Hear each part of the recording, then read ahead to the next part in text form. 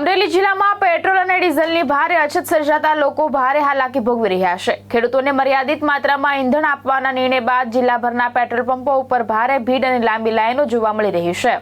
રાજ્યમાં ચાલી રહેલી ઈંધણ કટોકટી હવે અમરેલી જિલ્લામાં ગંભીર સ્વરૂપ ધારણ કરી રહી છે। ખેડૂતોને માત્ર 200 લીટર સુધી પેટ્રોલ ડીઝલ આપવાના નિર્ણય બાદ જિલ્લાભરના પેટ્રોલ પંપો ઉપર લોકોની ભારે ભીડ ઉમટી પડી છે।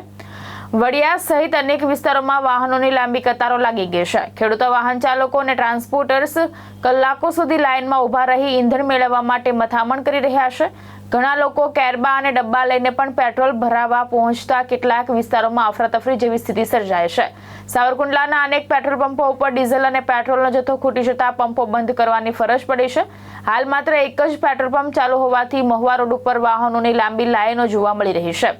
કેટલાક પેટ્રોલ પંપો ઉપર માત્ર 1000 રૂપિયા સુધીનું જ ડીઝલ આપવામાં આવી રહ્યું છે, જ્યારે ઘણા પંપો સંપૂર્ણપણે ખાલી થઈ ગયા છે। ઈંધણની અછતને કારણે ખેડૂતોમાં ભારે ચિંતા અને લોકોમાં અસંતોષનો માહોલ જોવા મળી રહ્યો છે। મહેશ બારિયા, દ્રષ્ટિકોણ ન્યૂઝ, અમરેલી।